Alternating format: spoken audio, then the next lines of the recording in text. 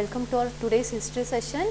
In the last session we have seen the PPT, we have seen the story of Harappan civilization, and today we are going to read the lesson, and again we are going to see a video of the city Mohenjo-daro, okay, how it is, how the layout, the structure of Mohenjo-daro city. So I hope you must have opened your textbook. If not, then please open your textbook, lesson number 3, in the earliest cities. Okay, here we are going to read the story of Harappan civilization, children. So how this Harappan cities were found? So let us read the textbook. Very often old buildings have a story to tell, right? Many times we go to visit some museums, some palaces. So here we find big buildings and palaces. They have some stories inside it. Okay. So same way here also the old buildings have a story to tell. Nearly 150 years ago, when railway lines were laid down for the first time in Punjab, engineers they stumbled upon the site of Harappa, that is in present day Pakistan. Okay. To them it seemed like a mound that was rich source of ready-made high quality bricks. Means when they were making the railway line, they found a good quality bricks, and which was a rich source of high quality. They found the brick that was very high quality. So what they did, they started carrying off these 1000 bricks from the walls of these old buildings of the city to build their railway lines, and many buildings were thus completely destroyed. Then about 80 years ago, archaeologists they found the site and they realized that this was one of the oldest city in the subcontinent. Means after this, when they built this railway lines, everything was done. After that 80 years ago, archaeologists that time they realized that this was the oldest city of our subcontinent, and this was the first city to be discovered, and all other sites from where similar buildings were found were all described as Harappan. And these cities they developed about 4700 years ago. Means they were so old, very old. Okay, they developed about 4700 years ago. Now what was the special things about these cities, children? We will see some of the features of these buildings. As I have told you, these cities were divided into 2 or more parts.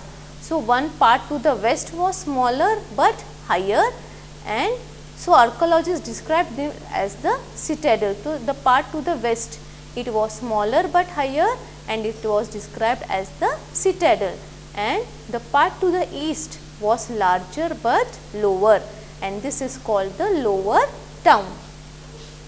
Very often walls of the baked bricks were built around each part, and the bricks were so well baked that they lasted for thousands of years.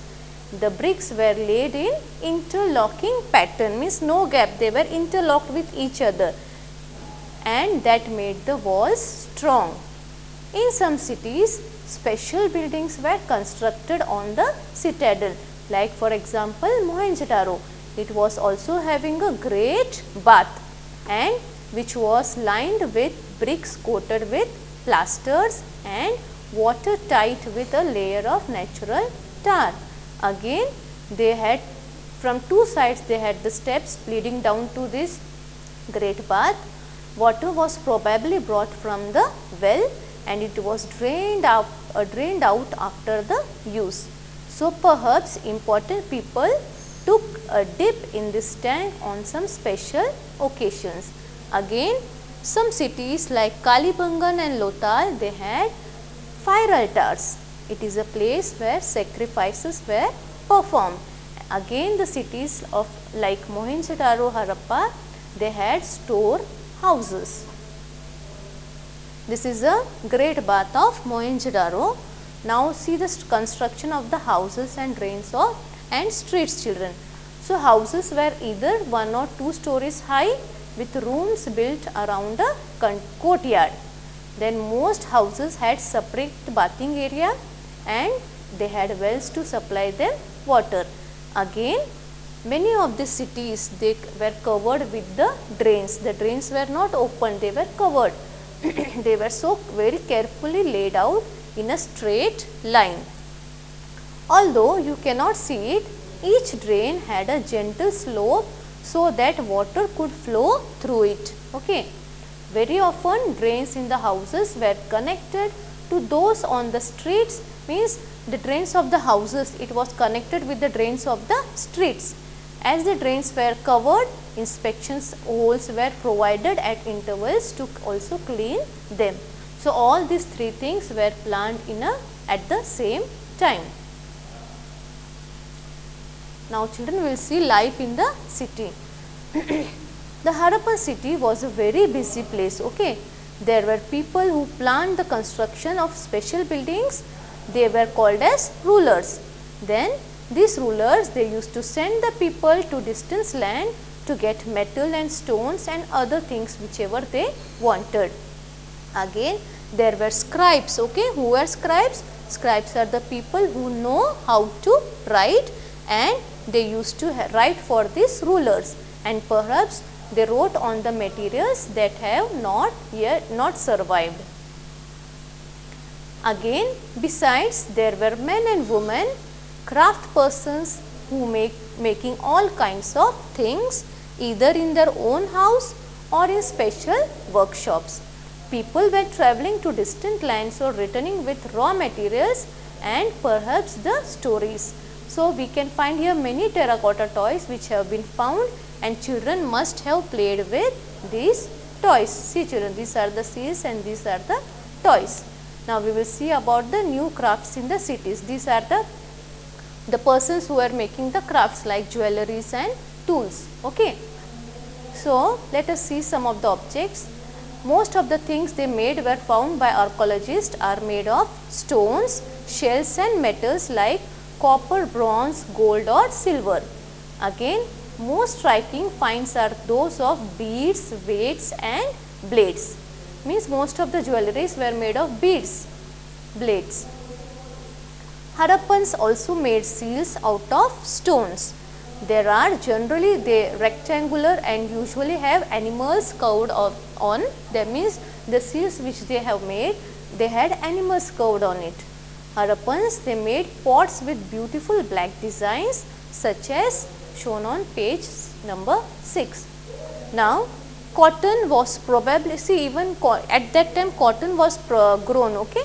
It was grown at Mehergarh about 7,000 years ago. So, how we came to know that cotton was grown?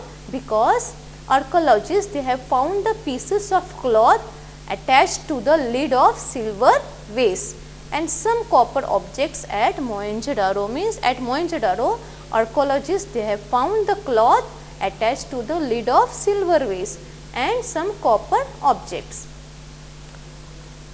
Archaeologists, they also found spindle wools made of terracotta and faience. These were used to spin the thread. Many of the things that were produced were probably the work of specialists. Means whatever these used to produce, they were made by the special persons, trained persons. A specialist is a person who trained to do the same kind of work. For example, cutting stone or polished beads or carving the stones, seals. Now children, we are I will show you a video. We are going to see the video, then we will continue the lesson. This is the layout of the city Mohenjo-daro.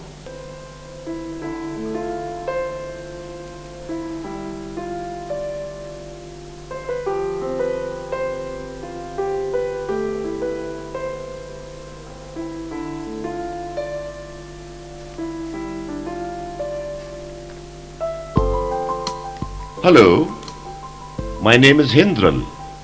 Nearly 5,000 years ago, I lived in the city of Mohenjo-daro. Sadly, time spares no one. After its period of glory, my city too got buried under the sands of time.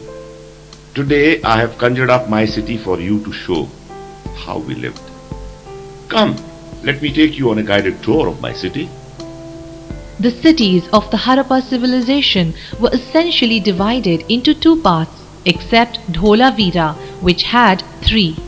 The part towards the west was higher, built on a raised hill, and was known as the citadel. The other part on the east was called the lower town and was of a lesser height.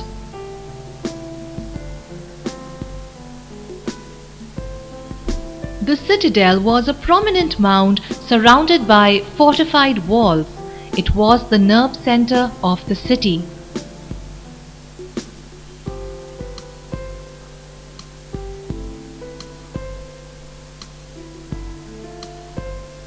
Here is the Great Bath. It was an important structure in the upper town. A huge tank called the Great Bath was made watertight by plaster and natural tar.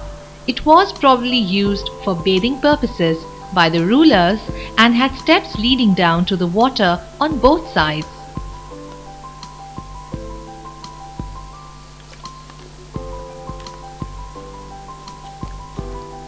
Let me take you to the lower town now.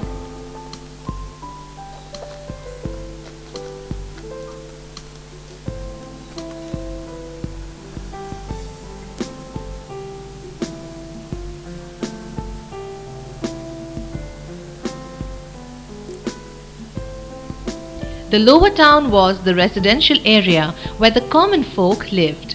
It was a thriving economic and cultural center. The houses were single or double-story high, whereas streets were laid out in a grid-like pattern intersecting each other at right angles.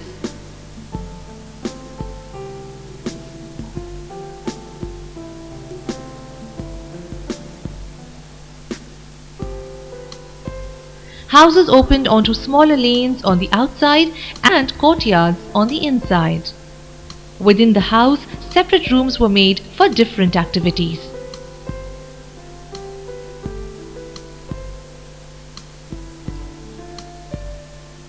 Some rooms appear to have been set aside for bathing.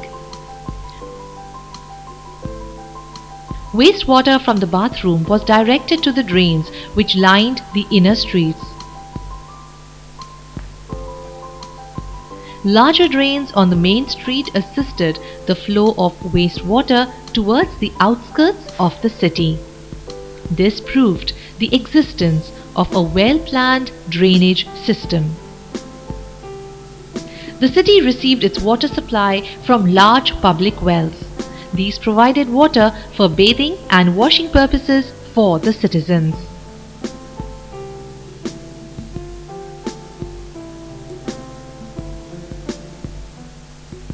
I do hope you enjoyed looking at my city and learned something from it. I must bid you adieu now. So goodbye and all the best.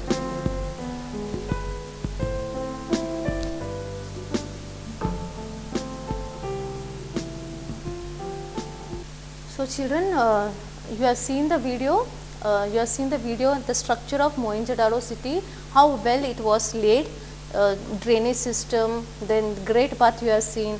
So such was the how these cities they were structured in the olden in that days also. So now again we will move to our lesson. We will go ahead with our lesson. Now we are going to see in search of raw materials. Raw materials means they are the substance that are found naturally, okay, from the wood or from the forest or from the metals. They were produced by the farmers or herders. These materials then they are processed to produce finished goods. So for example, cotton produced by the farmers is a raw material that may be processed to make a cloth. So while some of the raw materials that the Harappan used were available locally, while many items such as copper, tin, gold, silver had to be brought from distant places. Means these Harappan people, some of the materials they were produced by themselves, whereas some other materials like these metals they were brought from some other places. The Harappans they probably got copper from the present day Rajasthan, okay.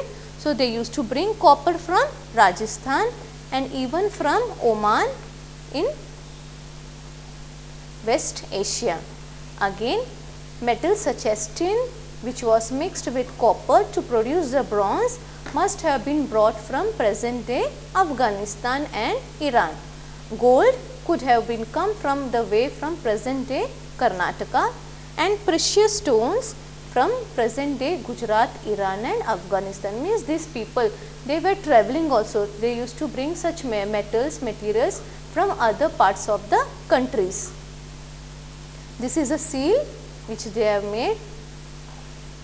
Then now we are going to see the food for the people in these cities.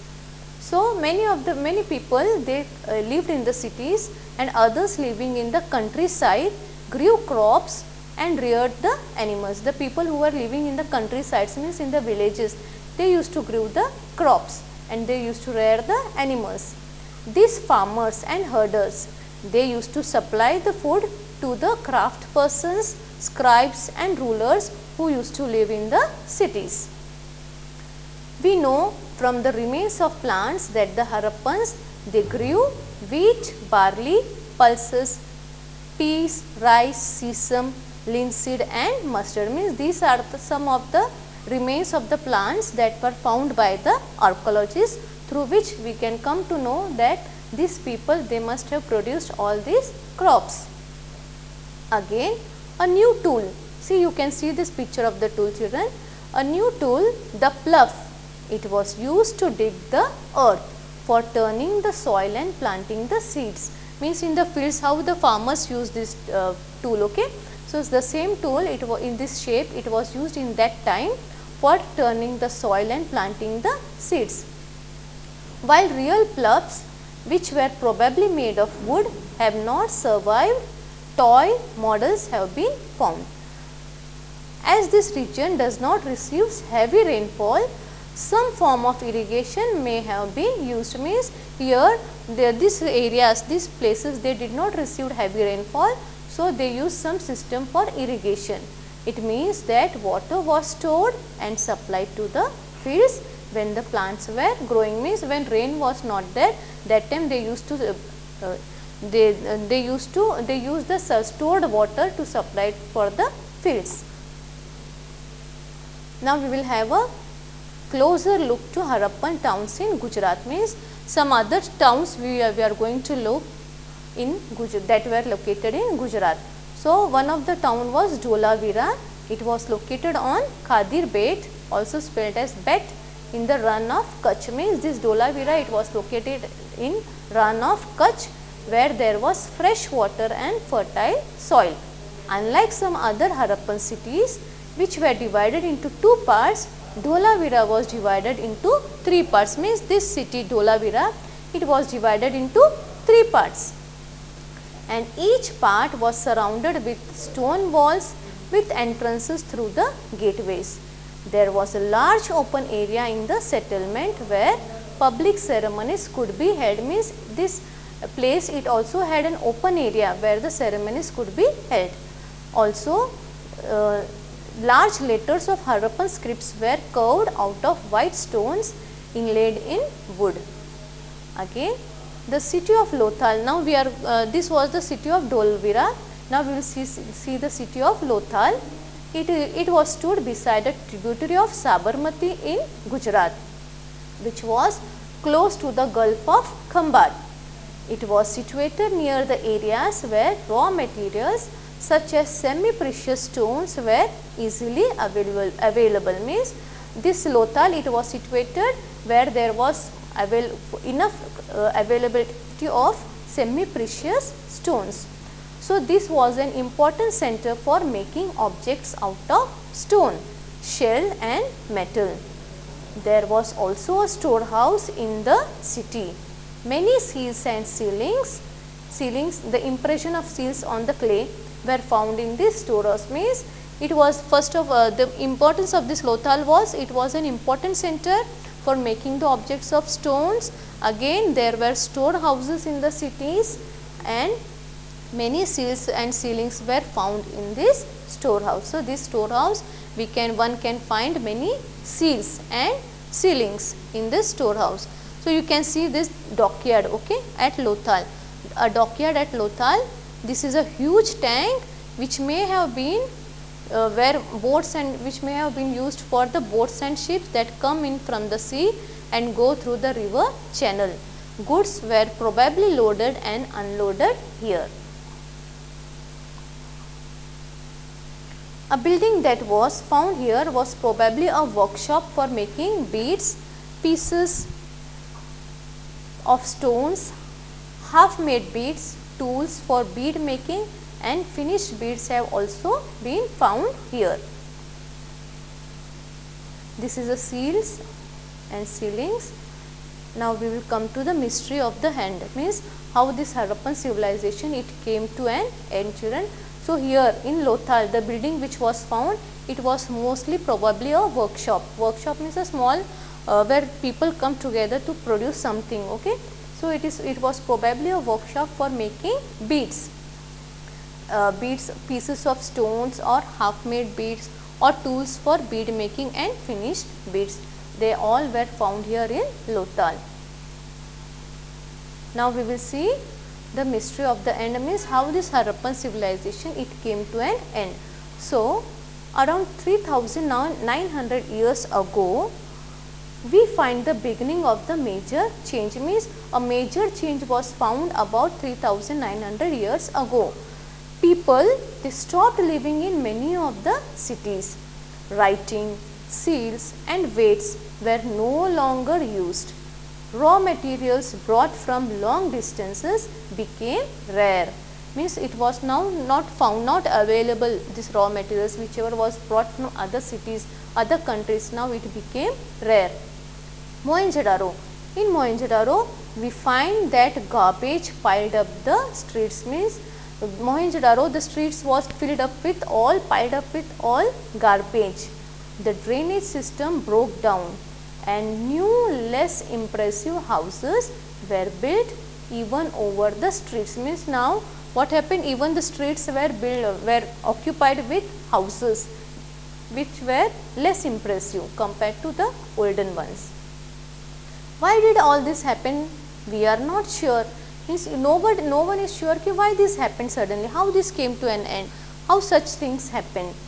Some scholars, they suggest that the rivers must have been dried up, means some scholars, this what do they say? They say that the rivers must have been dried up, so people must have left these places. Again others suggest that there was deforestation. Deforestation means the forest was fully cleared up, maybe due to the grazing of animals, or the bricks were used for baking. So this may be the purpose why there was deforestation. This could have happened because fuel was required for baking the bricks. They used to bake the bricks and these bricks required the fuel. So for making the fuel, of course forest was used, and for smelting copper ores. Besides, again grazing by large herds of cattle, sheep and goat may have destroyed the green cover. So in some areas there were floods, even due to floods also people must have lost their lives and they must have left the place. But none of these reasons can explain the end of all the cities. These are few examples, few reasons which the scholars have suggested, but these reasons they do not explain us properly why these cities came to an end. Flooding or a river drying up would have had an effect in only some of the areas, but not in all the areas. So it appears as if rulers must have lost the control, means there may be a probability also that the rulers who were ruling in these areas, they must have lost their control. But in any case, the effects of the change are quite clear.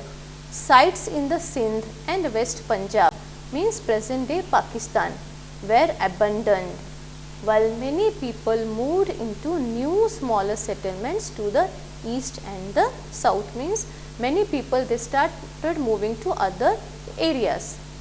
New cities emerged about 1400 years later.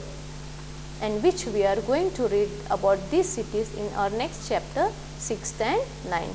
So, this was how the end of Harappan civilization, children, how the Harappan civilization came to an end. Now, we are going to see the notes of the lesson. Okay, so open your textbook, page number, open the exercise of the textbook, children. Just we will go through this. Okay, just we will see the notes. Now, here we have completed our lesson. Now, we will see the notes. Your first question of the textbook is, how do archaeologists know that cloth was used in the Harappan civilization? So, as we have read the lesson here, what we have seen? We have seen that archaeologists, they knew that cloth was used in Harappan civilization. How? Because they found the actual piece of the cloths were attached to the lid of silver vase and some copper objects at Mohenjo-daro. Means these archaeologists in Mohenjo-daro, they found that the cloth, it was attached to the lid of silver vase and copper objects. They also found spindle wools were made of terracotta and faience, which were used to spin the thread. Means archaeologists, they also found the spindle wools which were used to spin the thread. Now, we will match the pairs. Come and do this, match the pairs in your textbook. Copper, where did they found, where copper they used to bring copper from? They used to bring the copper from Rajasthan. Again, gold was brought from Karnataka. Tin, Afghanistan, and precious stones were brought from Gujarat. Okay, understood? Now, next question. Why were metals, writing, the wheel and the plough important for the Harappans? Means why for this Harappan people metals and writing and the wheels were important? So, answer is metals. Why metals were important? Because they used to make the tools. Okay. So, metals they used to for making tools, weapons and ornaments. Metals was important for them. Then writing, for maintaining the records, the rulers, the kings, they used to maintain the records. So, for them writing was important. Again, why wheels were important? Wheels they used as the means of transport, and ploughing for tilting the land so that farmers could be done. Farming could be done. Here, make a list of all the terracotta toys shown in the lesson. So, a list of terracotta toys shown in the lessons are animals, wheeled vehicles and toy plough. Children must have enjoyed playing with these wheeled vehicles most. Make a list of things what the Harappans ate and put a tick mark against the things you eat today. Okay. So, the Harappans ate rice, wheat, barley, pulses, peas, linseed. These things even we eat today. Do you think the life of the farmers and herders who supplied food to the Harappan cities was different from farmers and herders you read in chapter 3? Give reason. So, do you think, children, it was different from that the life of Harappan cities from that of lesson number 3? So, the life of farmers and herders who supplied food to Harappan cities, yes, it was different from the farmers and herders in chapter 3. How? In Harappa, farmers and herders, they did agriculture. Okay, in Harappa, these farmers, they did agriculture and they did the domestication of animals in more organized and advanced way. They sold their surplus to meet other demands such as cloths. Okay, means they used to purchase and even they used to sell. Whatever surplus they used to produce, that was sold to meet their other demands. They used to purchase some other metals, other materials from other cities and countries. While the farmers and herders in chapter 3, they only produce for their own use. So, this was how there was a difference between the farmers and herders of lesson number 3 of your last lesson from the farmers and herders of this Harappan cities. So, children, now here your lesson gets over. Hope here your lesson gets over. Hope you have understood the lesson very well in the earlier cities.